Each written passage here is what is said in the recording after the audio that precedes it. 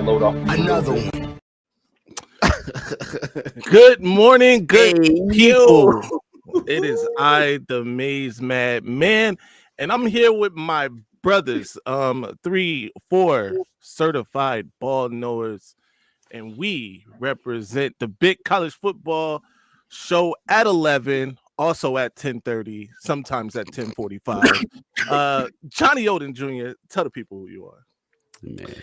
Yo, what up? What up? What up? It's another banger. This week is crazy. So many games. We're gonna talk about most of the good ones, and you know how we do. Laughs, football talk, it's all good. It's all good.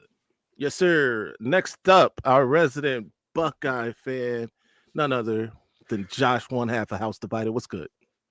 Yo, what's good, people? A lot of blue on the side, as you can see, so we had to bring a little bit of scarlet to this game. I knew something was coming. Coked out Lanny. It's cool. They gonna need coked out Lanny today. Anyway, like he said, one half a house divided with your boy Marcus, the resident Michigan fan. Let's get this week going. The other half a house divided, my brother Marcus. What's going on? What's going on, college football fans? First of all, we would be remiss if we didn't mention the intro. What in the 1990s? Oh man, I'm ready to go. Yeah, I wish you would have showed me that before. I would have did some push-ups or something. I'm hyped now. Nah. Good to see everybody. Happy Saturday, happy football day, I should say, and excited to get into the games. And of course, last but certainly not least, you know him as the Maniac. Go ahead, brother. It's your boy, the Maniac.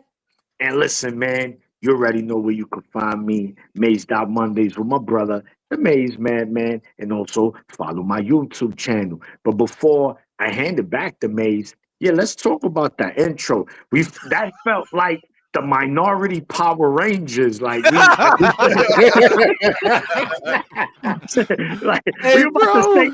about to save the world, and Marcus is coming to you.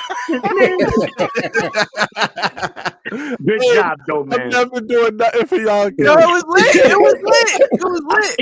I like it. It's cool, man. It's cool. Man. No doubt, man. We got a lot to talk about this week, ladies and gentlemen. Join in the fray. I know you will. Be sure to chat it up. By the way, the super chats will definitely get read. It's the only way to make sure that your comments are read. Become a member of whatever channel. Become a member of all of the channels. How about that?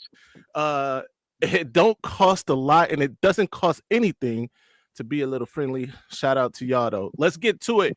Ladies and gentlemen, first things first, Marcus wants to talk to you a little bit before we get into our first game, which is the Red River Rivalry, the huddle. Marcus, talk to us. So, folks, I actually thought about this after we did our meeting last night. This is kind of a follow-up on a huddle topic that we had early on in the season, about week 2 or so. Hold on, Marcus. Hold on.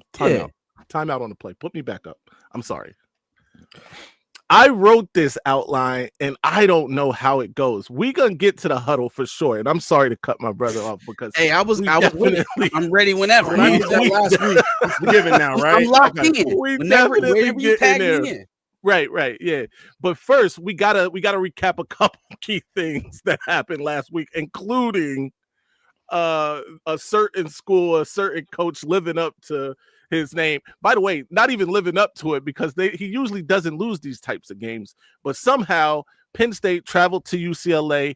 They lost in Pasadena to the Bruins. We got to talk about it. I did an interview immediately following the game where I caught up with Penn State quarterback Drew Aller, and also, Drew Aller and his head coach as he was entering his second job at McDonald's, which may end up being his only job. But gentlemen, talk to me. Johnny, kick it off, man. What happened? What's going on in Happy Valley? Whew. I don't know what happened. Honestly, I guess it was going out to the West Coast, the dreaded West Coast trip. That had to be part of it. But for them to get ran on like that for what was it? Almost 300 yards. Whew. I don't think anybody expected. I don't think we've never seen Nico run like that. He looked like that's what he does. Like he looked like, yeah, I'm about to run for about 150 on y'all, and I do this every week. You know what I'm saying? So I don't know. OSU fans, I know what they're gonna say. Jim Knowles is the problem. Look at Josh smile. Look at Josh. I know. But I think to wind it up real quick, I think losing that Oregon game, that was a big game. That was because this has been building for Penn State for years to get to this point, to where Michigan was in 2023, to where Ohio State was last year. Like, this is it. We're gonna take over the Big Ten and we're gonna win a championship. They lose to Oregon, heartbreaking fashion, and then go to the West Coast. And I think it was just devastating, and they weren't ready to come back, weren't ready to play after that big game. So we're gonna see how much it can still get worse for Penn State. Yeah. But the problem is his buyout is real big. It's real big. Pause. Let's go right down. Let's go right down the line. Maniac, tell us what's going on in Happy Valley, man.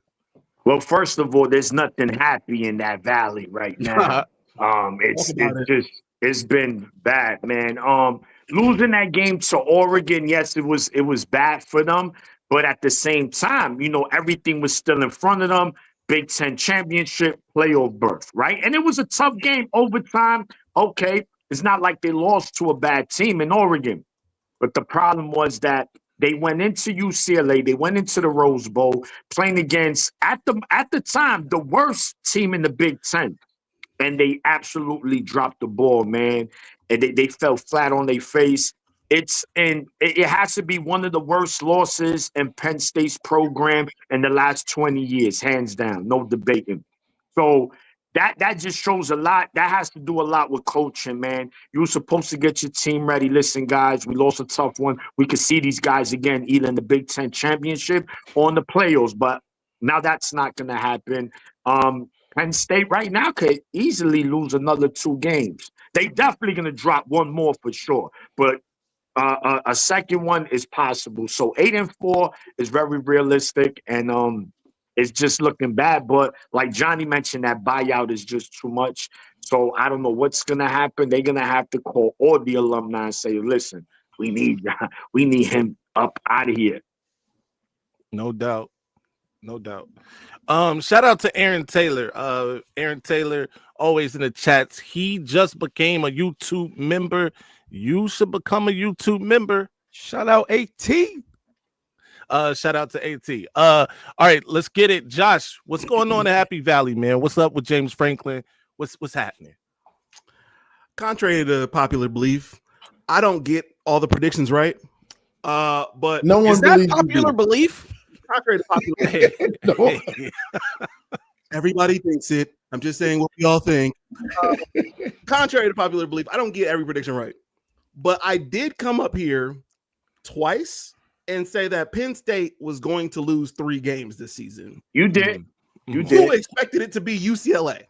Yeah. Nobody. Who expected that? Nobody. Right. Man, Maniac says 8-4, 7-5, maybe. Maybe they lose to Nebraska as well. Who knows at this point? You lost to UCLA. You lost to UCLA. You know what I mean? Where is the floor Still at gonna this beat point? y'all. Hey, yo. Are they? Are Yes. they? I don't Yeah. know that they're going to beat Northwestern today. So Hey. I'm just saying, where's the floor now? Right. Where's the floor? Yeah. No doubt. Towns Health Services, shout out to you. Yeah, I was getting ready to Always. say, yo. Always. Hey, Shout yo. out to Towns Health Services. Dang. Yeah. Oh, Always showing love. $500 super chat is So listen, crazy I weekend. just Appreciate it, I'm sure. did my research, and Townhouse Services is actually the real life Scrooge McDuck. Yes, I found out. Crazy. But Yeah, yeah, shout to him, man. Shout to Townhouse Services, man. shout out. Yeah, I don't know if you heard the intro, but we're the minority Power Rangers according to me. So the biggest thing here is that, the offense is not anywhere close to what we expected during the preseason. I don't know why anybody had real faith in Drew Aller, and when the running backs aren't showing up, they don't have much of an offense. On the other hand, when their defense doesn't show up, they don't have a team. They don't have a team. It's going to be very hard for them to come back in games because their offense doesn't play well, and when their defense doesn't show up, it's what team is there? Yeah. And their coach sucks. So that's all I got. Yo, last but certainly not least on Penn State, my guy Marcus, tell us what's happening. What's your perspective? For sure, man. Listen, I wasn't keen enough to say that they were going to lose 3 games, right? I didn't call the 3 games, but I did chuckle pretty hard when somebody said they was going to win the Big Ten. I laughed at that one. Laughed even hard when somebody said they were going to win the national I'm not going to lie. I was wondering. I think I did too, man. I bent over laughing because, James Franklin, a national champion, preposterous. You could kind of smell it on them, right? The expectations for teams like Penn State, it weighs them down. It's like the Scott Frost Nebraska teams. You can build them up as much as you want in the preseason. You can look at the schedule and their pathway to get there and say, okay, this is their time. And that guy leading the helm somehow, some way is going to find a way to prove you wrong every single time. And so it was one thing for them to lose to Oregon, right? I think everybody saw that as a tough matchup, regardless of who's in it. It's just kind of inopportune if you're Penn State because you have such a long track record of not showing up in those games. But to come back the very next week versus a team that I think everybody reserved to just not winning the game this year. Yeah, I think if UCLA didn't win a single game this year, nobody would be surprised. And then they went out and beat Penn State. That's the most Penn State thing I've ever seen in my life. So don't ever until that guy's gone. Don't you talk to me about they have arrived, they're next up, they're the dangerous team. I don't want to hear it, especially not when you rank in Michigan fourth and fifth in the Big Ten. Okay, I don't ever want to hear it again. Not until there's a change of regime in Happy Valley or the Valley, as Maniac would call it. Right. Yeah. Right. No doubt. Real quick, before we get into this next one, because of course, I don't even know if you want to. We'll do it after this one, but there was another upset that took place. A certain lineage, a certain quarterback of lineage has not been living up to the last name, if you know what I mean. They took a trip to the swamp and didn't come out unscathed. Texas, of course, going down to Florida. Let's go in reverse order this time. Marcus, you're back up. What's the thoughts? Yeah. First of all, Arch Manning gonna be the death of some of my picks, man. Jesus Christ. I'm gonna leave him alone for a second because obviously we got some more to talk about with him. Right. I will say Billy Napier is the enigma of college football. Okay. He's dead. He's alive. He's terrible. He's Jesus walking. Like, you can't count him out because right when it looks like they about to usher his ass out, he come out with some crazy ass win. Right. And is it that the structure? Is it the Harbaugh thing? Maybe he just hasn't figured out the staff. Maybe he just hasn't figured out his approach. Big games, that kind of thing. Or is it just, he has a bad program and they're inconsistent? Right.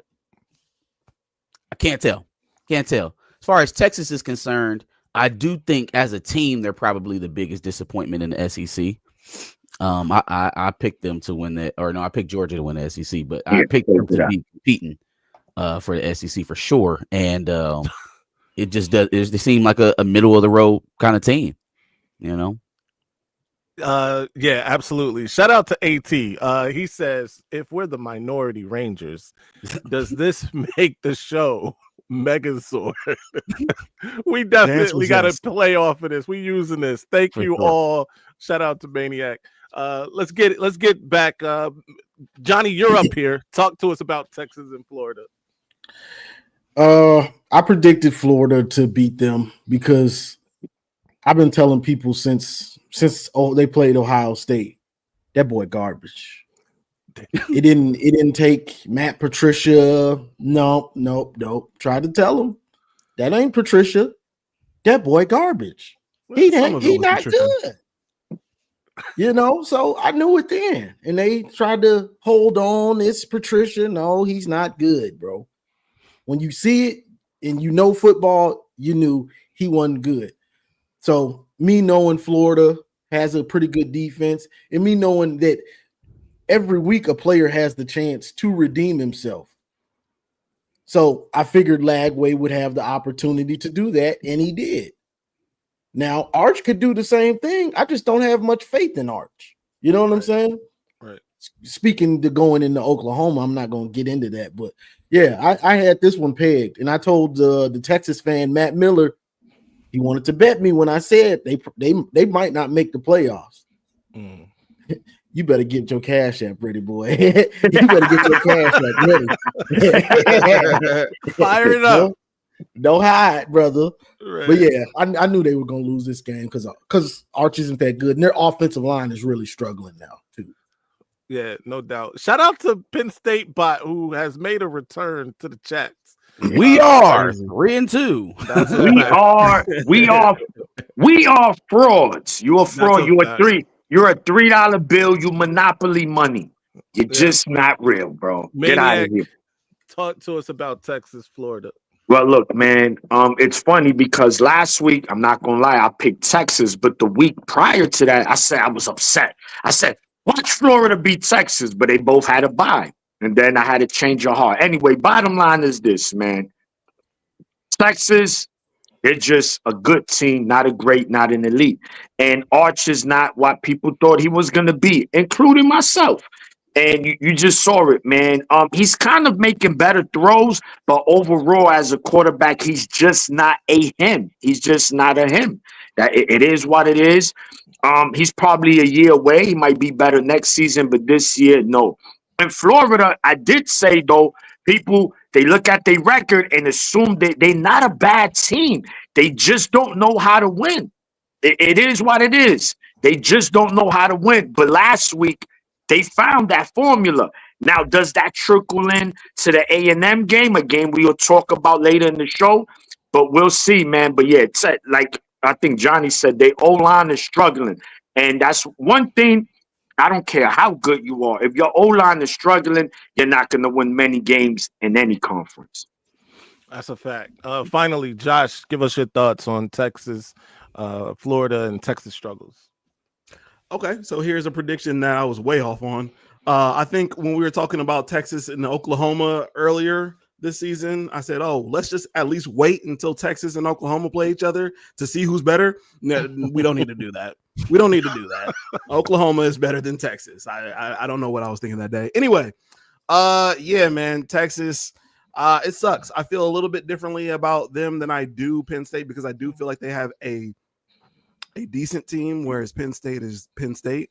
But it sucks. They at least have a decent defense, and obviously for Ohio State fans, this is not a good thing because now your huge win seems so minuscule now, especially when you're going into a Penn State game. We have in Indiana, I think. Do we have Indiana? No, we have Michigan. Michigan's going to be our big win this year. Look at that. Not going to happen. Come on. Anyway, come on. I'm talking about Texas. Is doo-doo. We are not allowed to curse on the show. That's crazy. Yeah. Anyway, Texas, for having such high preseason hopes, this one obviously sucks. It's not losing to UCLA, but it is losing to Billy Napier. Billy Napier, by the way, Marcus, plays or coaches just well enough to not get fired. That's we be on the razor's edge every single week. Right. Yeah, yes. They're like, man, we really want to fire Billy Napier. Damn, but he just beat Texas. Yeah. What can you do with that? What can you do with that? So, yeah, no, that's what I got. Yeah. Shout out to that. Shout out to the guys. Florida does seem to be in an abusive relationship with a guy that's perpetually going to be 7-5, but that's neither here nor there. We move on to the huddle now. Marcus, talk to us. We are on a roll with Texas. Keep it going with Texas. Let's go. Absolutely. So as we were doing earlier, it's a follow-up on a story we had back in week 2 about where we go as a program if you're Texas, if things kind of hit the fan with Arch Manning, right? And so I think we're there. I think we're just about there. Don't really know what the prospects are on the bench. I think we talked about it last night. They got a senior guy who hasn't played much. Don't really know his name. If anybody can help me out. We looked it up yesterday, and yeah. It's inconsequential because it doesn't really make a difference. They could have a 5-star on the bench and it would have the same problem. This is a guy who's been built up by this program now for about 3 years. Obviously has the Manning name, Manning pedigree. How far do they get into the season with it looking like this before they yank him? Do they yank him at all? Do they ride it out and let him play this season out and then address it in the offseason? What does addressing it in the offseason look like for a guy like this? Again, this isn't just a highly touted quarterback. I think if this was, obviously if it was what's the guy y'all recruited, Josh, out of Nevada, Urban Meyer guy, and then obviously it didn't work out with Ryan Day behind Haskins and DJ Stroud. Tate Martell. If it was Tate Martell, it'd be a lot easier to just throw that guy to the bench after a few games. This is not Tate Martell. So, thoughts? Let's open it up. Yeah, I think we looked at who's behind Arch Manning, and I don't think it gets very much better after that. So I don't know. No. I don't really know what Texas does. I think their next person is like a transfer from Troy. Is that what we saw last night? Yeah. So and none of us know his name. So like, bro, what are we doing? Like, what can you do at this point? Right. Yeah, I mean, I guess you can't get too much worse, but like, go ahead. Yeah. At this point, I think they got to stand outside the gates, Troy, and yell, Hector. You wow. you wow. But look, I do think Arch's last name is saving him. Let's be real, right? His last name is saving him, and I don't think it's just with like the football, like it's not just with like the coaching aspect of it. It's like the fans couldn't wait to see Arch. They wanted yours out of there 2 years ago, so Arch could get in here, and now you got what you asked for.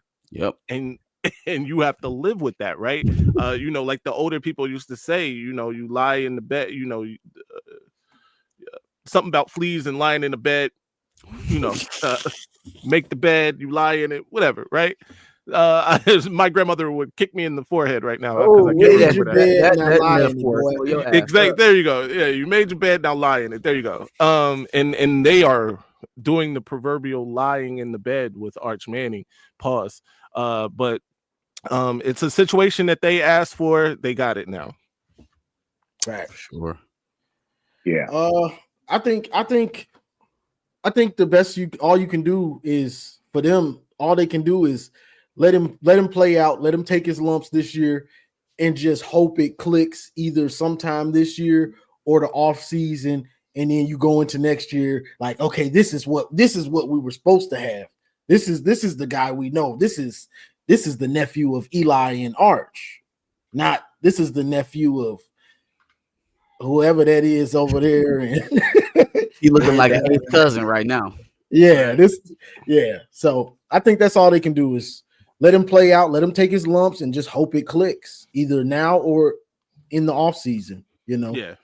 Or sometime next year. Yeah. That's a fact.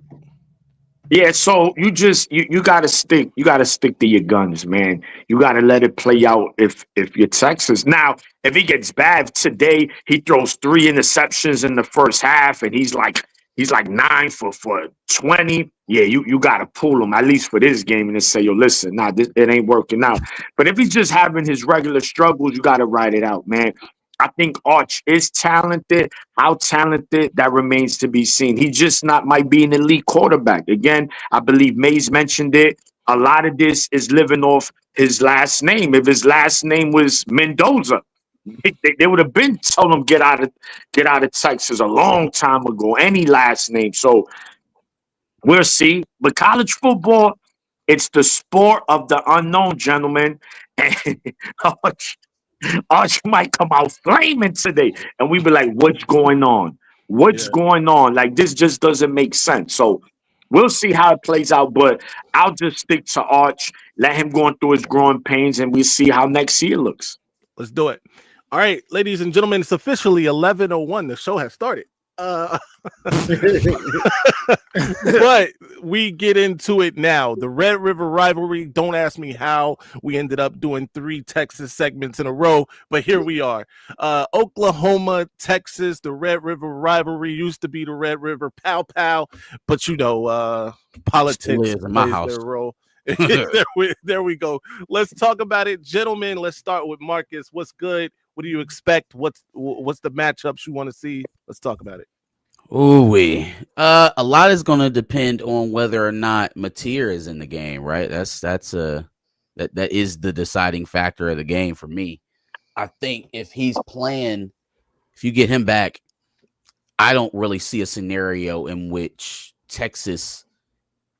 Well, I mean, don't let me count the kid out, but I right now I don't see a scenario in which Arch Manning outplays John Mateer in this game.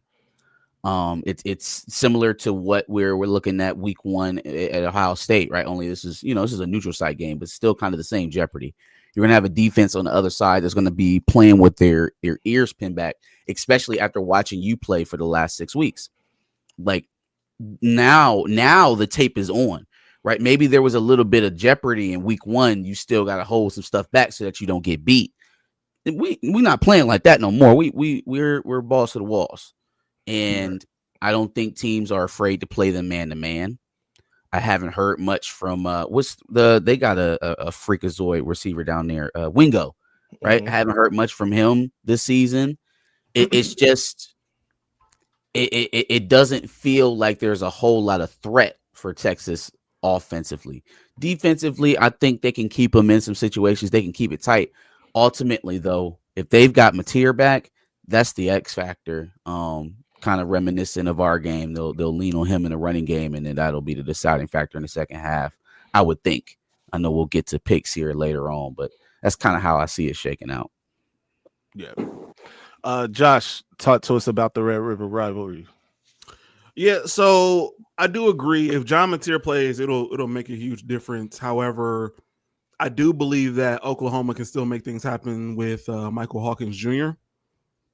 And so I just don't know. It's a rivalry game, a huge rivalry game at that. So I don't know if that means Texas plays a little bit better. And, we see a Texas team that we haven't seen all season. But ultimately, I think Oklahoma should be able to do their thing in this one. Yes, sir. Johnny Odin Jr., what are your thoughts? It's Johnny. It's Johnny. Yeah, man. It's a historic rivalry, right? One thing all of us know here, man, as football knows, is that when it comes to rivalries, anything can happen. You cannot count nothing out. Records, struggling, that shit don't mean nothing in rivalry games. So regardless of the fact, expect this to be a tough competitive matchup. Obviously, on paper, this looks like a slam dunk for Oklahoma, but we don't know, man. I want to see the matchup, Maze, is that Oklahoma D-line versus that struggling Texas O-line. If that O-line for some reason could come alive today, that's going to give them an opportunity. But if it doesn't, then man, oh man, it's going to be dark out there. So that's the matchup I'm looking at most, is Texas O-line versus Oklahoma's D-line. My brother JOJ, now it's your turn. Yeah, I'm going kind of like what Maniac said. The big matchup is Texas's O-line against Oklahoma's D-line. Mm-hmm. And Venables is a mastermind with this defensive stuff. We saw what he did, had Bryce and Chip Lindsey kind of in a blender a little bit. it was early, but it was what it was. Like, we can't complain about it now. He had him in a blender, so I think the same is coming for Texas. Now, Texas got a little hope with Mateer being out. If he doesn't play, that's if he doesn't play. If he plays, I think it's going to be hard for them to win this game. But if he doesn't, this could be a whoever makes the biggest mistake type of game, because Arch is, I don't know if he's better than Oklahoma's backup. He's just not playing that good of ball. So we'll see. I mean, I talk pretty down on Arch. I mean, I'm sorry. I just can't help it. You about to get that red letter from the Mannings. No doubt. Hey, look, man, this is why you play the games, though, right? Especially in these rivalry games, weird things happen. Look no further than last season, 13-10 Michigan versus Ohio State. I don't bring that up because we are the fans. I bring that up because Michigan honestly had no business in the game, let alone winning the game, right? And the way that Arch Manning is playing, it looks like, they are fast heading for, missing the playoff if they aren't already, right? So, but because this is a rivalry game, things can happen. Things probably will happen. I'm not necessarily saying that they win the game, but it can happen. Expect the unexpected is basically what I'm saying. Moving on, though, we got other key matchups to talk about, including upset alert, possibly number 8 Alabama traveling to Missouri to take on the number 14 Tigers. Johnny, you're back up. Tell me what you think about this one. This one is a little interesting. This one's a little interesting because Missouri hasn't really played anybody except South Carolina, I believe. Mm-hmm. And they've got the leading rusher, Hardy. Missouri has the leading rusher, Hardy. He runs similar to Blake Corum to me, but he's a dog. Yeah. But they haven't really played anybody. So I'm not sure how serious I can take them because of that. In Missouri, their stats offensively and defensively are very good. They've got Penn State's backup, Bo Pabula.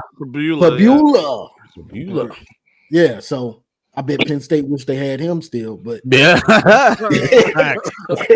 he's in Missouri. So Missouri's got a good team. I just don't know how good they are because they haven't really played anybody besides South Carolina. And looking at Bama is starting to look good. Bama's starting to look a little bit like Bama. So Ty Simpson seems to be cooking, and they seem to be finding their way offensively in the structure of how they Kalen DeBoer wants this team to be. It seems like it's kind of growing together and gelling. So in this one, I think they're going to slow down Hardy. I think they're going to slow him down, and I think it's going to be hard for them to get it out, to bring it home. I forgot we got playing the Pigs. Get it out. Hey, yeah. Hard to get it out. Hey, take it out. Take it out. Let me just pop somebody else up here. Yo, y'all look crazy. Marcus, you up here. Talk to us about it. Yeah, no, look, I think a couple things play a big factor in this game for Alabama. Alabama they are top 5 in turnover margin. They are top 20, I think, in passing right now. They got Ty Simpson playing well. They proved something to me against Georgia defensively, how they can bow up in the second half. Now, that was a home game, but still, it was impressive to see. It's been a while since we've seen a Bama defense look like that. I would say those first couple of things are going to tell the tale of the tape for me. Do Ryan Williams and Ty Simpson really get off? Do they give up a lot of explosives? I don't think Missouri can afford to give that up and still win the game. And I also don't think that they can go blank in turnovers either. So that's kind of where I'm at with it. I guess we'll see when we do the pick'ems. No doubt. Real quick before we get to Josh, shout out to the over 100 people we got watching on Twitter. If you are watching, be sure to share. It helps the show grow. And we got a Texas fan in here. Shout out to Buck Nasty. He also has a question for the Maniac about those Yankees. Yo, you know what's crazy? Y'all know who's my baseball team, right? The Twins. There you go. I know Buck Dynasty. I know I'm from the Bronx. I'm currently wearing the Yankee fitted, but they're not my team. So where's the Twins at? Is that Minnesota? Yeah, that is correct. Minnesota, you a Gopher? Kirby. No. Come on, a Twins. You ain't from the Bronx. There you go, baby. That's crazy. Do you like any New York teams? No. No. Son, you bugging, son. You bugging. Fam, calm down, fam. I ain't like none of these teams. No. Hey, Josh, talk to us about Bama Mizzou, man. Yeah, so this season for Alabama has been, especially since the Florida State game, is what team we're going to see. Are we going to see the team that played against Florida State who seemed very uninspired? Or are we going to see a team that has beat Georgia on the road? Are we going to see a Bama who made it happen against Vandy and made Diego Pavia look not like Diego Pavia probably wanted to look? I think he had 1 touchdown, 2 interceptions. So it just really depends on if Kalen DeBoer is getting them ready for a Mizzou team. Yes, sir. And Maniac, close it out for us. And real quick slide. You're right. Kirby Puckett. That's the reason why I became a Twins fan, brother.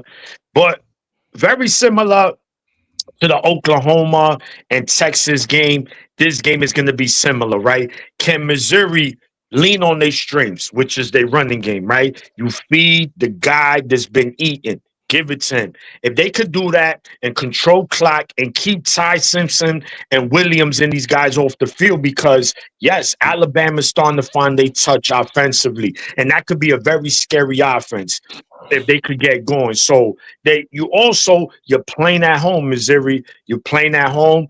You need that crowd. So defensively, you want Alabama on 3rd and long, 3rd and 5 and more, pass rush, get that crowd going. But it's going to be, if Missouri can establish a run game consistently, then they're going to have a great chance. If not, then it's going to be on the quarterback, and we haven't seen him win the game on his shoulders this season. So it'll be interesting if that has to be the case for Missouri to win this game.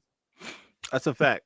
Look, Alabama has an elite passing offense right now. Ty Simpson looks like he's a dude. We can't take that away from him. Also, the keys to me are for Ahmad Hardy and that Mizzou rushing attack. If they can control the clock and control and continue to run the ball, not get behind the chains, then that's the key to victory for them. We move on, though. Speaking of, by the way, this is going to be Missouri's first real elite challenge this year, but we move on. Speaking of first challenges, Ohio State takes on Illinois in Champaign. This will be Ohio State. Well, technically they played the number 2 team, I believe, number 1 team at the time, I think, Texas, right? Who turns out to be who they are. But now they get Illinois, who has, been battle tested a little bit. They got ramrodded, by Indiana. Then they turn around and beat USC. Let's talk about it. Josh, let's start with you. Ohio State versus Illinois at Illinois. Talk to us. First, quick question. Are you saying this is our first test? Because I swear y'all told me Washington was a test, and then no, it was still a test. A good one. Well, every week is a real test. Every week until y'all lose is your test. That's what I'm trying to figure out. Like, what do we? Okay, all right, it's cool. It's Washington was a road game. This is a road game, so I guess somewhat a test. Illinois against Indiana, I feel like was an anomaly. I feel like Illinois' defense was banged up crazy. Like they, just defense wasn't I think they were down to like third and fourth string cornerbacks and all that. So I think that's an anomaly. I don't think we're going to see a huge what. What's that? No, I'm talking to O-Rod. What I do? Oh, okay, John. Okay, I'm about to say I'm sensitive. That's great. First of all, how did you get us confused, O-Rod? Anyway, that just threw me off. The point is, I think their defense was way more banged up in the Indiana game. I think they've gotten a little bit healthier, so I don't know if we're going to see a blowout, but I do have us winning by 2 scores. I just don't believe that. I believe that once you take Luke Altmaier out of the game, which I think this defense is good enough to do, it's murder she wrote. No doubt. Yeah. Let's go up to the Maniac. Let's switch it up. Maniac, talk to us. Ohio State versus Illinois. Listen, man, this ain't rocket science right here, man. Illinois by 50. That's it. Illinois by 50. You don't believe that? You don't believe that? No, Illinois by 50. by 50. None of y'all believe that. You're looking at, I believe, in our production meeting yesterday, we kind of spoke about this game, and I was saying that Luke Altmaier is the most experienced quarterback you guys facing to now, right? This week, I think Illinois could present some problems in the passing game and some running game. I think offensively they can move the ball. The question is, how consistent can they move the ball, and can they protect Altmaier with that very athletic defense Ohio State has, very fast. So, that's interesting. Illinois' defense, we got to call it like it is. It's not a good defense. And we know that Ohio State has, they got Lamborghinis, Rolls Royces all over the field. So it's gonna be a tough game. If Illinois is gonna have a chance to win this game, they have to win field position. They're gonna have to win the turnover battle, and of course, hope some penalties go in their favor. That's just what it is, man. No doubt. Marcus, talk to us. Ohio State, Illinois, what happens? Yeah. So I think Luke Altmaier, that's the key. That's the key. 1,500 yards already, 12 touchdowns, 0 interceptions. I think he's throwing over 70%. Crazy. By far the best quarterback that they have seen thus far. Probably they will see all season, and that's even given our guy, right? Like I'll give him that. Year, he's putting up the stats. He's a stud.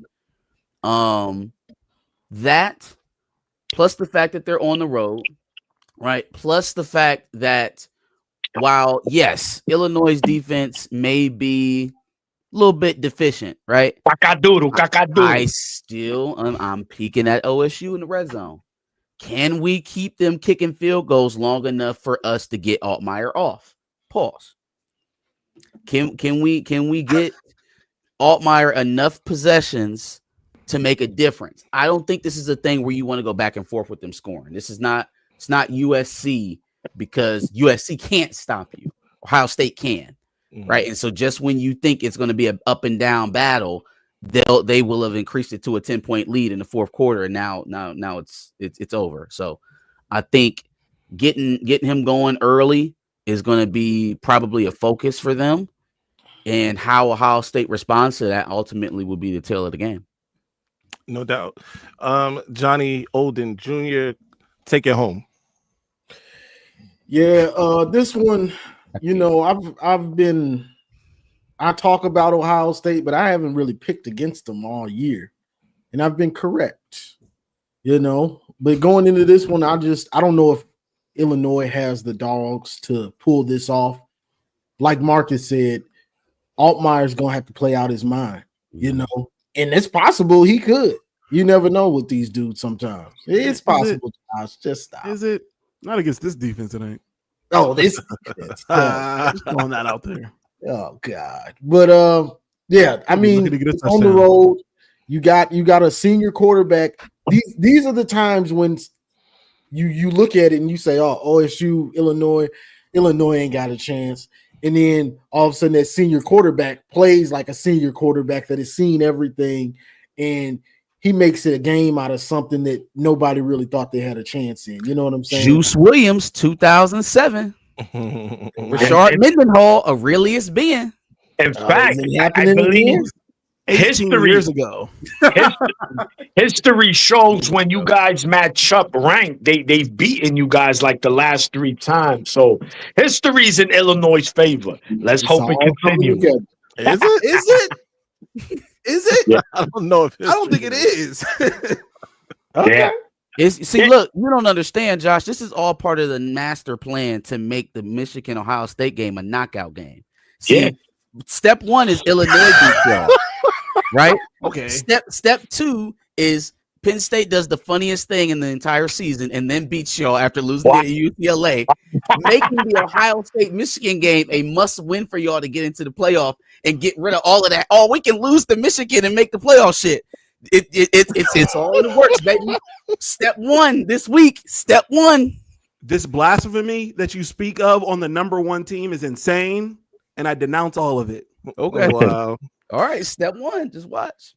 No doubt. Johnny, were you finished with your point? Yeah, I was through because I don't want to get into my pick all the way. Yeah, no doubt. Yeah, we waiting. Yeah. All right. I'll say this about the game. Obviously, we spoke about some historics. Historically, Ohio State leads the series 69-30-4. They play for the Illa Buck Trophy, which is stupid. Do you care about that real quick? Do you care about this little trophy that y'all do? No. Is this a thing for y'all, Josh? The Illa Buck. Illinois fries. is barely a rivalry. Did you hear that record? They're I barely know, a rival at this point. Garrison was trying to build it up earlier in the week. Of course he was. Garrison, That's what he does. I don't agree. I don't Yeah. care about Illabuck, but Illinois' most That's why recent Josh win is okay. over Ohio State was 2007, ladies and gentlemen. That means Ohio State has won the last 9 versions of this rivalry game. But we keep it moving. All right. Michigan, number 15, Michigan travels to Los Angeles to do battle with USC in the Coliseum. Let's talk about it. Maniac, talk to us about it. Yes, sir, man. So you already know, man, for us Michigan fans, this is hands down the biggest game right now. The Oklahoma game is done. Michigan is 4-1. Michigan wins this game. The path to the playoffs is pretty clear, regardless what happens in that Ohio State game. Look, it's simple. This is a game Michigan wants to make a fist fight. We want to make this game a fist fight. We got into a fist fight with Oklahoma, and we came out with black eyes and bloody nose and bloody lip. But, we licked those wounds. We were good. USC is not built for a fist fight. We don't want to get into a gunfight. We don't want that. Those, that high scoring. We don't want to get into a shootout. We get into a shootout. I don't think we got we have the artillery. I don't know how good the artillery is to win a game of that magnitude for Michigan. We want to use these today. Trenches. USC probably has one of the best offenses, not only in the Big Ten, but in the nation, period. These guys all over the field, they got guys that could hurt you. The good thing for Michigan is that USC does not have a defense like Oklahoma, nowhere near. So that's what gives Michigan a great chance of going into this game and winning. So it's going to be interesting. It'll come down. A lot of these games are the trenches, man. It's going to be USC's D-line versus Michigan's O-line because I believe USC is going to move the ball in Michigan. I don't know how consistent. They're going to score. I don't know how much. But if Michigan is struggling, if the O-line is struggling to run block, then this game, it could get bad, man. So I can't wait, man. I can't wait. No doubt. Josh, what are your thoughts on this one?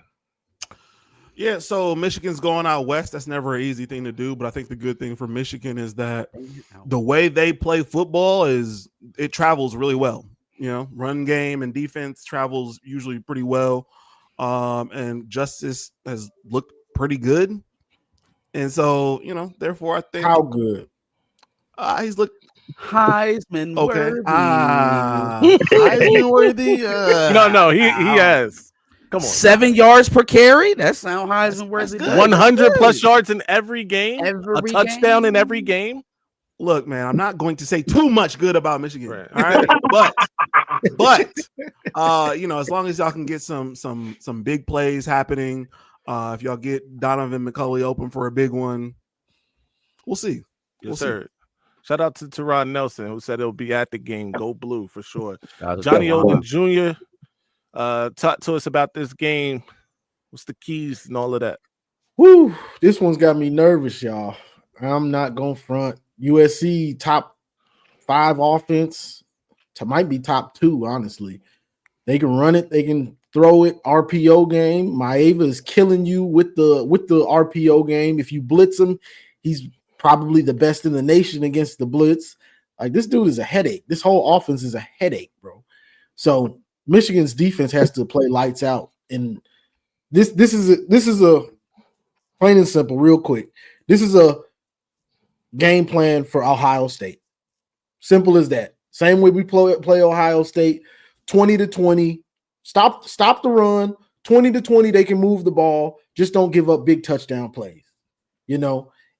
Make them kick field goals, make them go forward on fourth, and then they get nothing. Offensively, Michigan has to run the ball because you want to kill the clock. You want to eat up the clock, and they're on the sidelines. So it's a law and order game with Bryce Underwood, Batman, running it too. We need QB design runs. We need to read, open the offense up to what we have. We got his legs. And I'm going to say this, and I'm going to end it. We don't know how good this offensive line is going to be able to block for us. So you have to feel it out early in this game and see how they're blocking before you just go trying to, we can throw it on them. Well, we got to be able to block for him to do that. So I think you feel it out. But regardless, law and order, run it down their throat and eat up that clock. Bryce, game manager for the most part. No doubt. Yes. Quick side note, I hate that shirt. That shirt is fire. That That shirt shirt fire. is trash. That's a fire shirt. Burn right it. there. Dude, website. It's on I there. hate that Shout out to that. So Johnny, so now you know what you're gonna get Josh for Christmas. That shirt. Absolutely. I will come onto the show live and burn it. Mark, Oh, Josh, I was gonna send you one for free ski. take it home for us, sir. For sure, man. For sure. So Michigan has to win first down on defense. They got to win first down on defense, and I mean that aspect alone will control so many other aspects of this game because Lincoln Riley's offense is so distinct. They play so fast. If you cripple them on first down, it will put them in second and long situations, which takes away the tempo, right? Which cuts their playbook in half, which essentially forces them into a pass-heavy offense, which is exactly what Michigan wants them to do. So they rack up a bunch of 3-and-outs. Their defense plays a lot early in the first half. And by the second half, when we really want to hammer down and start running them duos and them traps and them powers, we busting off 50-yard runs. Win first down, you could cripple this team. Lose first down, let them play ahead of the chains, 2nd and 5, 2nd and 3. Those type of situations, we're going to be in this game to the fourth quarter, and we're going to be pulling our hair out, okay? That's not what I want. I think Jaden Mayalva is a stud. I think he's playing extremely well. He could also be throwing his name into the Heisman conversation if he wins a game like this, right? So there's a lot at stake for USC. I think we kind of see the same old recipe from them, but this is a pivotal game for them. This could be the thing that takes them from pretenders to contenders.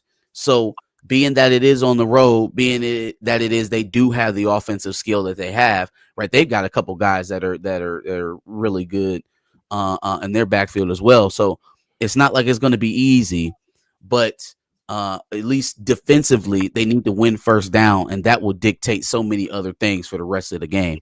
Also, inside runs. I know we've been running a lot of outside zone and stretch. Hammer those defensive tackles until they can prove that they can stop some shit. Because I think it's sweet. It's candy all up through there. all up through the middle. I think they need to run a lot of trap. They need to run a lot of duos, get in the heart of that defense and let them prove that they can stand up. Because if they can't, it'll be a long day for them. And we'll be banging out west, slanging out west. Hey, But that's kind of my thoughts on it so far. You've been waiting all week to say that. To do that. I'm from the deuce, the foe, the big step. No, I'm all right. So I'll be outside with my gang. All right, so look, real quick, just some history, some facts. These two teams have met 8 times in the Rose Bowl, with USC winning that series 6-2. Yep. By the way, everywhere else they've played, Michigan has won, and that includes the Coliseum, that includes the Big House. The only wins that USC has gotten are in Pasadena in the Rose Bowl. That this game will not be played in the Rose Bowl, ladies and gentlemen. That said, playoff implications for both. Both teams have 1 loss already. Both teams can't afford to get 2 losses at this point in the season. It will make things difficult. Let me say that if one of the teams gets a second loss today, unfortunately, one of those teams will have a second loss today. It's going to make it difficult in terms of that playoff picture, but I digress. Let's move on, ladies and gentlemen. Another big time game taking place, one for a job, if you will, maybe because they are in an abusive relationship. Can Florida stay hot, ladies and gentlemen? Florida travels to, I believe, Texas A&M to play number 5 Texas A&M. Is Texas A&M for real? Let's talk about it, Maniac. Yes, sir, man. Right now the SEC has a lot of these teams, man, playing very well, much better than last season. I'll tell you that much. Texas A&M has proven to be one of these sleeper teams so far. Now, I believe they are top 5. They're in the top 10. I believe a top 5 team currently. Florida might have found a mojo last week. Can they have 2 back-to-back big wins, right? They lost like 2 big games back-to-back. Can they win 2 back-to-back? Very possible. If DJ Lagway could continue to play the way he's been playing and that defense can show up, which they D-line is very good for Florida. So their defense has kept them in every single game this year. It's the offense who's been stagnant. So if Florida offense can continue what it was doing last week and Florida defense stay consistent, yeah, man, it's going to be another wow. But Texas A&M is trying to prove a point, man. They've been spending a lot of money the last couple of years, and they look complete, man. They don't look like a dominant team, but they just a tough team offensively. Defensively, I don't know how good they are yet, but we're going to find out today for sure, man. Yeah, no doubt. Shout out to Ty Black in the chat, who I'm trying to see if it's confirmed that John Mateer is the starter today for Oklahoma. He put that in huge. the chat. That would be huge. That would be massive. All right, Johnny Odin Jr. talk to us. Florida, Texas A&M. I'm trying to see something real quick. Like, is this game? This game is in.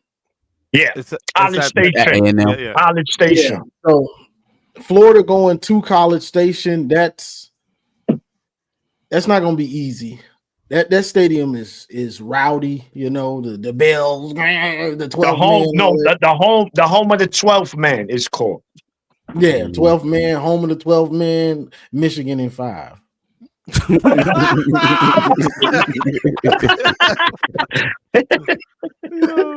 But yeah, Marcel Reed and those receivers, they're pretty good.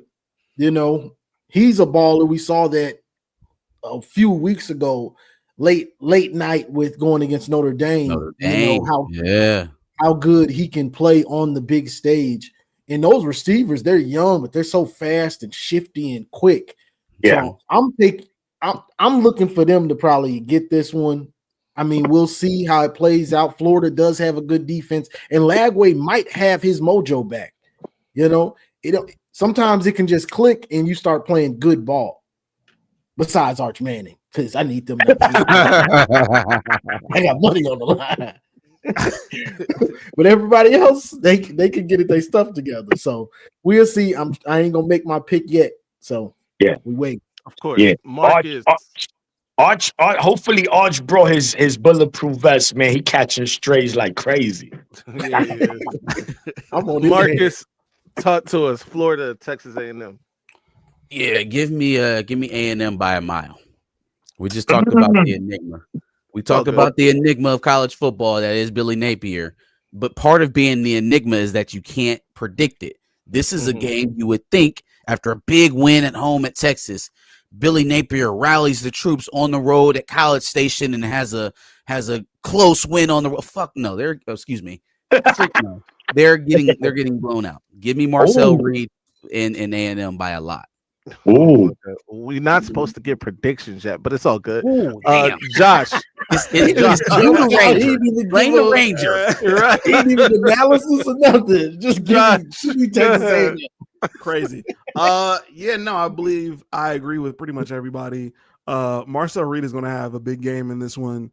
And Billy Napier has already exhausted his game. That's not going to get him fired this season. So they're not playing for anything today. So I think Texas A&M is going to feast, and I think Marcel Reed is going to have a big game. Do y'all think that once a season Billy Napier goes to the team and is like, "Look, y'all, this the one. Hey, if we don't win this one, we don't win this one, we all go home." Listen, we go in there. Look, y'all want them NIL checks to keep clearing. Yo, we gotta win today. At least once a season, he does that. This is the game. This is the one. Last week, shout out to them, man. But yeah, I think it's a big game. It's a big game for Texas A&M. Don't get me wrong. Like Florida's no world beater or anything like that. But Texas A&M is trying to prove that they're for real because we've seen Texas A&M get off to some fast starts in the past and then go 8-4, right? Yeah. As these last few years, really, right? So now they want to show that they're really who they show themselves to be. So it's a big game for them. Obviously, it's a big game for Florida. Billy Napier and Florida need this kind of win. Maybe they can get themselves back into a certain conversation. We don't know, but that's why they play the games. So we'll see what happens. Moving on, ladies and gentlemen, our big college football show at 11, game of the week.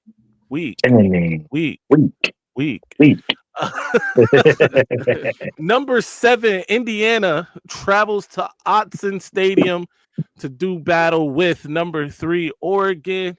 High octane offenses on both sides. Is Indiana who, they want us to believe they are? How good is Oregon? Let's talk about it. Josh, you kick this one off. So this is what throws a wrench in the game for me is the fact that it's going to be raining in Autzen. Oh, and so okay, Coke out landing every time I speak is crazy. But anyway, I think it's supposed to be raining, and so we're going to get a uncharacteristic game from both teams for the most part. I think Indiana and Oregon both have solid run offenses. They don't have like one running back a piece. They both have like 3 running backs that can go off at any point. Like it's not just Jaden Lamar. It's multiple guys. De'Aaron Hill. Indiana also doesn't just have Roman Hemby. It's also Kobe Martin, I think. And so it really comes down to who's going to be able to stop the running game. And I believe Oregon's defense is just set up to do just that. So I'll leave it there. Or are we giving our picks already? We'll come. For this one, actually, no. Hold off on that because we got to do the whole game of the week thing. But Maniac, go ahead. Yeah, man. This game has a lot of Big Ten implications. Pretty much the winner, has almost a clear path to the Big Ten championship. I mean, both teams have like another game or two that's tough, but winning this one really helps their chances a lot. 2 high-power octane offenses. Indiana showed that they could win the fist fight on the road at Iowa. That evil hospital maze. Like you said, the haunted hospital. Oh, my God. Hospital. The haunted hospital. Fuck them kids. I'm joking. The views of Maze Madman do not reflect.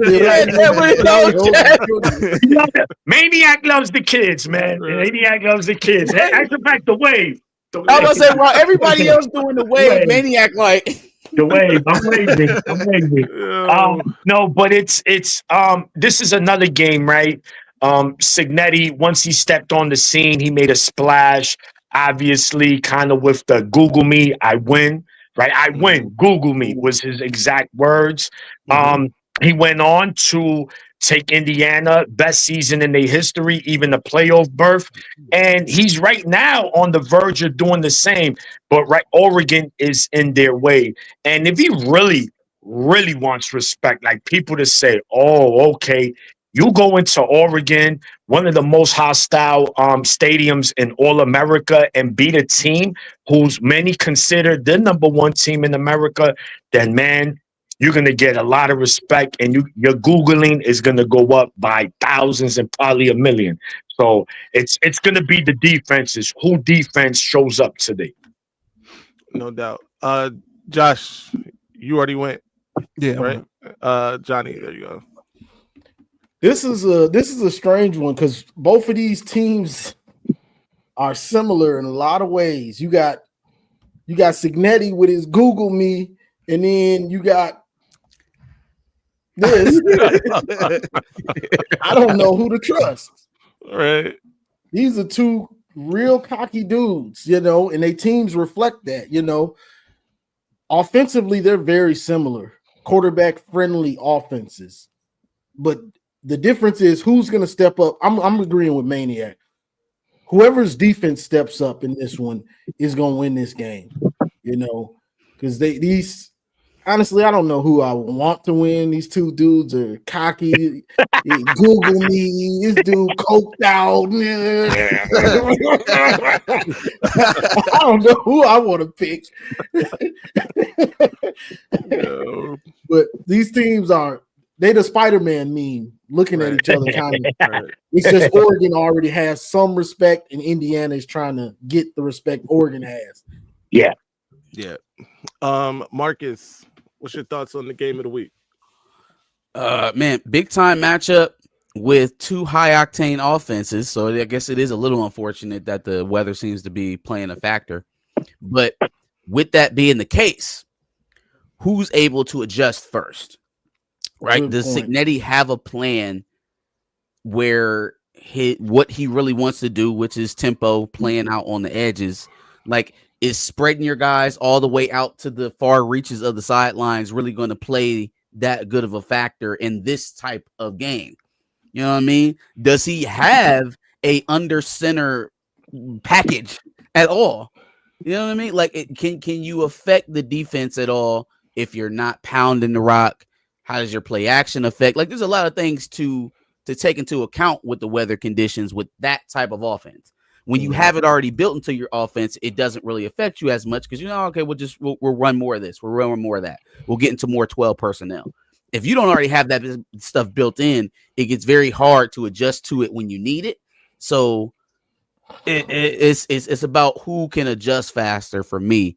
On the other side with Oregon, I think they're playing tough defense. I think that they do have an aspect that could be an off pitch, right? They've shown that they can drive the length of the field methodically. It'll just be who's quicker to adjustments ultimately to tell who wins the game. Real quick, Marcus, tell people what 12 personnel, because everybody doesn't know when we say use these terms, everybody don't know what they mean. So tell them what 12 is. For sure. So 12 personnel means one back, two tight ends. Correct. So one, and then the two is the tight end. 13 Correct. would be three tight ends. Yeah. Got you. Because everybody don't know. So No, for sure. Got you. Yeah. Finally, I think what I think about the game, obviously, like I said, two high octane offenses. The difference in Oregon has done it a little differently this year, even than they have in the past, right? As Marcus alluded to, they are really death by 1,000 cuts, right? A lot of short passes for Dante Moore and things like that are, matriculating the ball down the field rather than, big splash plays, though they are capable of that as well. So I think, that could be a factor in this game. Obviously, the defenses, we've talked about that. At some point, both of these teams are going to need stops. Who you think does that better, and we'll get into that in the pick'ems. But those are the keys to the game here at Autzen. By the way, by all accounts, everybody that travels there raves about how loud it is there. So this is going to be a very, very hostile environment for Indiana. But two quarterbacks really that are on the early Heisman Trophy, train, in Fernando and Moore. Mhm. So we'll see what happens. Let's get to it. Gentlemen, we have come to a point in the show we've gotten through. We still got 15 minutes left. This is new territory for us. Yeah, we did start at 10:30. We did start at 10:30. Yeah, that's fair. That's fair. That's fair. All right, let's talk about it though. Let's all give, this is a segment that I've been wanting to do for weeks. We just haven't had time, and that's a Heisman player spotlight. Early season candidates. Everybody give a candidate for the Heisman Trophy. Who you think is at the top of that list? Let's start with Johnny Odin Jr., who texted me this morning about it. Let's go. Oh, the Heisman, man. Since I saw up close, which I did say I didn't know how good he was going to be in the offseason, I really hate the fact that Mateer's Heisman dreams have kind of gone down since he's gotten hurt. Mm-hmm. But if he plays today, he might still be able to win it. Right. So I'm gonna throw him a bone. I'm gonna say Mateer plays. If Mateer plays, I'm gonna have him as my favorite. No doubt. Because I think their offense runs through him on the ground and through the air. It's pretty much him. No doubt. Maniac, give us a Heisman Trophy candidate. Who you got at the top right now? Yeah, man, it's so tough, right, man? Because it's so crowded right now. There hasn't really been one player that has really stood out where we could say, nah, bar none, he is that guy. So I'm gonna be a little biased here. It is what it is because that's who we are. I think Justice Hayes, can't be the guy if Michigan.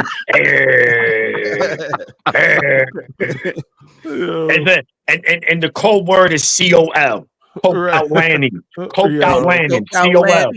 Yo, throw that COL on. So so I'm gonna go Hayes right now. But again, man, it's just you never know. And we got big games. That could really start tonight for Hayes. He has a breakout game, like a big 170, 2 touchdowns, and Michigan wins. I think that will propel him to the forefront of the Heisman race. For sure. Josh, talk to us about a Heisman favorite. Who you got at the top of your list? And don't you do it. Don't you say Heisman favorite. He said Heisman favorite. Yeah. I've got multiple. Okay. Julian Sayin, Jeremiah Smith, Arvell Reese. Arvell Reese. Mute his mic. I'm kidding. That's crazy. Anyway, no. Realistically, I like John Mateer, but I did, with the injury and whatnot, I just don't know if it's going to be enough. What, he missed 2 games? Yeah, I think so. One. He just missed one game. Yeah, because they had a bye. They had a bye, and then they played Kent State. So that's if he plays today. If he plays today, of course. And this is a huge game to add to his Heisman resume. Right. Exactly. It's a huge infinity stone. Yeah, I like Fernando Mendoza, especially if he goes into Autzen and does what he needs to do. That's a good one. Him, and I like Dante Moore too. Yeah, I like Dante Moore. It really depends on this game, and then I think both of them remaining schedules look pretty light after that. So we'll see. Yes, real quick. Yeah, Heisman depends on stats and what you do in these big games. Yes. If you have a bad moment, or you have a big time moments like interceptions when you were leading interceptions and y'all lose, or you were getting sacked a ton, it's gonna hurt you.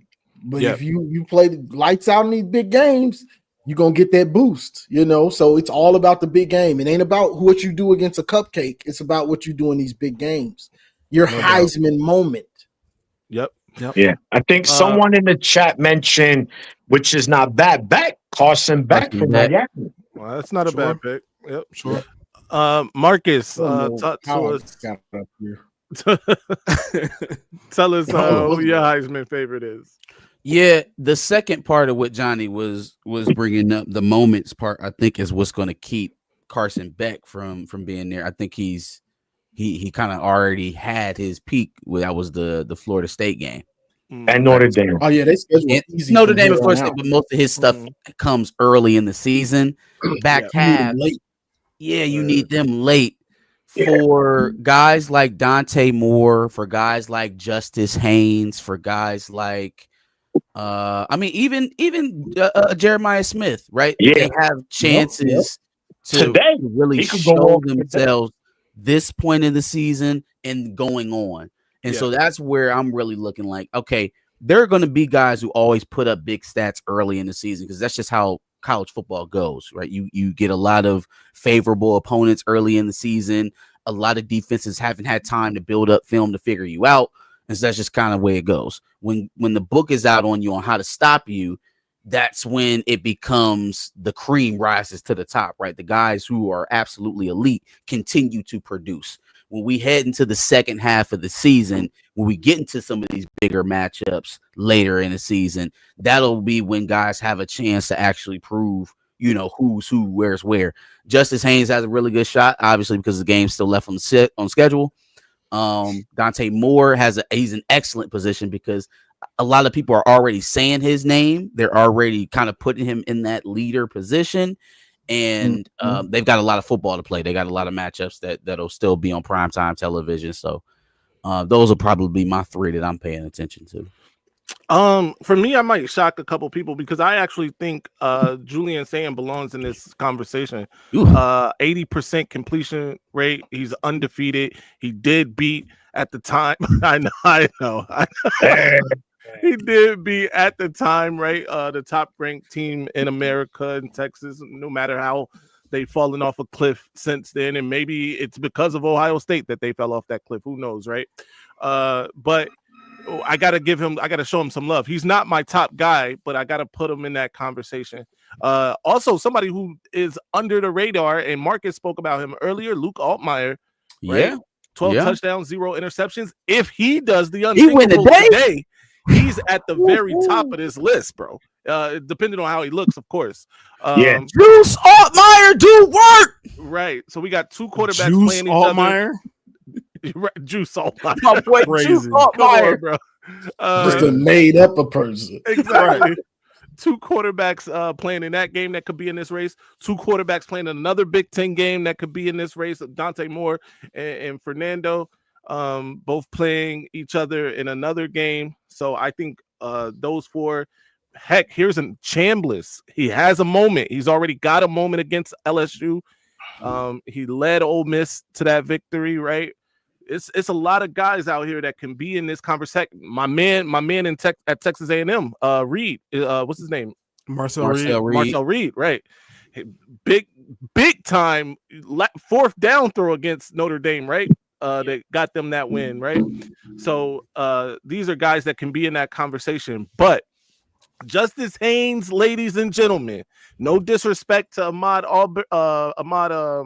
Hardy, but Justice Haynes, over 120 yards a game, has hit 100 yards every game, has scored at least one touchdown every game, has had a run for at least 40 yards every game, is leading Michigan, putting them on his back currently. No disrespect to Underwood or anybody else, but I think he deserves to be in that conversation as well. I'll leave it at that. He's number one for me presently. All right, gentlemen, let's get to these pick'ems. The games that we talked about already. Let's start from the beginning. Josh, tell me who you got. Oklahoma, Texas, Red River Rivalry. Let's do it. Oklahoma, material or not, Oklahoma. Yeah, no doubt. Real quick, we got a super chat. Bring that up, Johnny. Let's my bad. let's see what Antoine's got to say. Shout out to Antoine for the $5 super chat. He says, by the way, you know what Michigan scored on? What I've been begging for the last 5 years, a slant RPO to Donovan. Yes, sir. He has been talking about that a lot. All right, Johnny, who you got winning that game? I got Oklahoma. I don't trust Arch, and Venables is really good. So yes, sir. Maniac. Yeah, it's hard to go from what Oklahoma's been this year. Right now, they do have the recipe, but do not be shocked if this game comes down to the last play of the game, man. I don't think it's going to be a blowout like most are expecting it to be, but I'm going with the Oklahoma Wolverines beating the Texas Buckeyes. Let's do it. Marcus, who wins this one? Give me Oklahoma, man. Give me Mateer and the boys. Yes, sir. I'm also going with Oklahoma. Let's go reverse order. I'm Alabama, Missouri. I'll kick it off. Give me Bama. Marcus, who you got? Bama by a nose, by a field goal. All right, Maniac. This is another tough one, man. SEC on the road, but Bama beating Vanderbilt, beating Georgia. I got to stick to Bama. They win just like Marcus said. I think they win a close one. Give me road. Yeah, I got Bama. Missouri, I don't trust them yet. They haven't played any real good competition this year, so I got Bama. And Josh rounding it out. I got Bama as well. I'm rooting for Coach Eli and the Mizzou Tigers and Bo out there, but I got Bama. So we don't get pissed about nothing but the tie. Blitz, Bama blitz. Number one, Ohio State travels to Champaign to do battle. Number 17, Illinois, Josh wins it. All right. That little, we can't see what that is. My belt is on the other side of the room. I don't feel like getting up and getting it. Right looks like an Elias from here. Leave it where it's at. We don't need to see that. It's not good for children. There's children watching, and that is not good for the children. Oh, he's gonna go get it. He's gonna go get it. Johnny, talk to us. I got OSU. I don't think Illinois will be able to execute good enough to consistently beat them or to keep up with them, honestly. Yes, sir. Maniac. Yeah, man, it's a game that anything can happen. Upset is very possible, but not likely. So I'm gonna just stick to Ohio State in this game. Yeah. Marcus.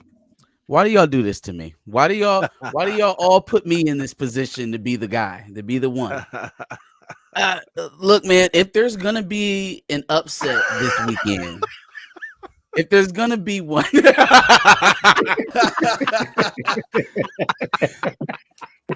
if there's gonna be an upset this week, it will be this one. And I will say that my sleeper pick for an upset this weekend is Illinois. I'm picking Ohio State though. You sound crazy. If there's going to be an upset, what? Listen, you just talked about Mizzou. I was just prefacing the pick. Right? I picked Ohio State, but keep your eye on Illinois. Okay. All right. I think Marcus is out of his mind. Ohio State wins this one this week. Michigan at USC. Johnny, who wins? By the way, I've been talking Johnny and Maniac off this cliff all week in our. You ain't been talking off the cliff. You just been listening and. No, you're right. You're right. I haven't been saying a thing. I've been in training, but they've been doing self therapy in the chat, bro. Yeah, go ahead, and you ain't helping. You ain't helping none. He just listening on. He's crazy. No. But I got Michigan. We're going to find a way to slow them down, and we're going to run it down their throat. And I still think it's going to be a heart attack game. So be prepared. Hopefully it's not, and we just blow them out. But I got Michigan. Let's do it. Maniac. I might have to watch this game from a hospital bed just in case I need immediate medical attention. I'm gonna look, man. It's a tough game. However you want to see it, any Michigan fan to say this is gonna be an easy game for us is really out their mind. But their defense, I know that their defense is not Oklahoma-ish. So I'm gonna say Michigan pulls a close one out. Maybe this is where Zavada again helps us win. So I'm going Zavada. Zavada. I'm going Michigan in a 3-point game, just like last year. I think it comes down to the last play, but it's a 50-50, man. It could go either way, but I'm going on Michigan in a very close game. Marcus, talk to us. I thought long and hard about this game. I considered a lot of factors. I considered, Jaden Mayalva. I considered that we're on the road. I considered, the Deuce Robinson, the receivers there on the side, man. They got high octane offense, man. After I got done thinking about all that, I remembered it never rains in Southern California. Lincoln Riley's defense couldn't stop a leaky flow with a Tampax. I got Michigan by 10, baby. Hey. Josh, who wins the game? In my best Marcus voice, if there's going to be an upset, it's not happening here. It's not happening here. No, I'm taking Michigan. All right. Give me the Wolverines. Whatever the spread is, Michigan. By the way, I think Michigan's underdogs in this one. So, yeah, it's a give me underdog. Give me Michigan by 10 on the road against USC. We move on to our by 10. By 10. That's crazy. I Florida at Texas A&M. I'm taking Texas A&M. Josh, who you taking? Texas A&M. Again, Florida won their game, so their big game. Give me Texas A&M. Marcus. Yeah, A&M. Maniac. Listen, I'm gonna be the black sheep in this one. Give me the Gators. Johnny, who you got? I got A&M. And Lagway we trust. No doubt. Yo. All right, here we go. Game of the week. All right, we gotta say this. One of us is undefeated in game of the week. One of us has only one win, or two of us. Marcus, you got one win too, right? So I got two. I had Georgia versus Tennessee, and then I had Texas. One of us has one win. Who is that? Texas against who? Texas, Ohio State. I took Texas. Or excuse me, I'm sorry. Ohio State versus I took Ohio State. Okay. Okay. All right. I'm about to say, then you are. Yeah. Sorry. All right. I took Oklahoma to beat Michigan of all the ones to win. And I got that one. All right. Anyway, let's do it. Game of the week: Indiana, Oregon. I'll start it off. Give me Oregon at home to win this one. Johnny, who you got? That's who I got. COL. I think I'm betting against COL. this dude. Outlandic. No doubt. Maniac, who you got? Yeah, man. I mean, you got to go. Oregon, unfortunately, since joining the Big Ten, are undefeated in Big Ten play in the regular season, and I think that streak continues today. Give me COL. That's the duck. Marcus, who wins this one?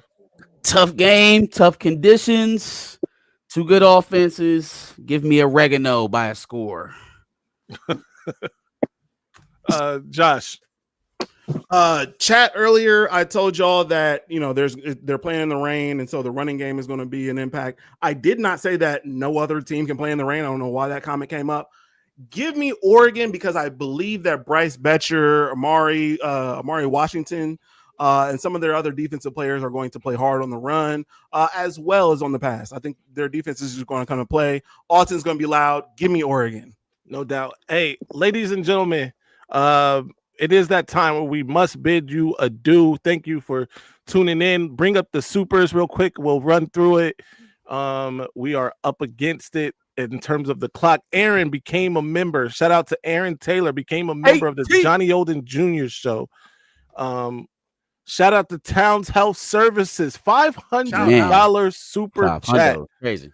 Shout out to Town Health Services. You the best. And of course, Antoine Johnson, my brother AJ, shout out to him for the $5 super chat. Great ball talker, ball knower extraordinaire. For Johnny Olden Jr. of the Johnny Olden Jr. show and channel, for the Maniac of Go Blue Maniac YouTube channel, and of course, Maze Out Mondays on the Maze Madman channel, for Josh, one half of House Divided and Back of the Bus, for my guy Marcus, the other half of House Divided and Back of the Bus, and yours truly. Thank you. Have a good weekend.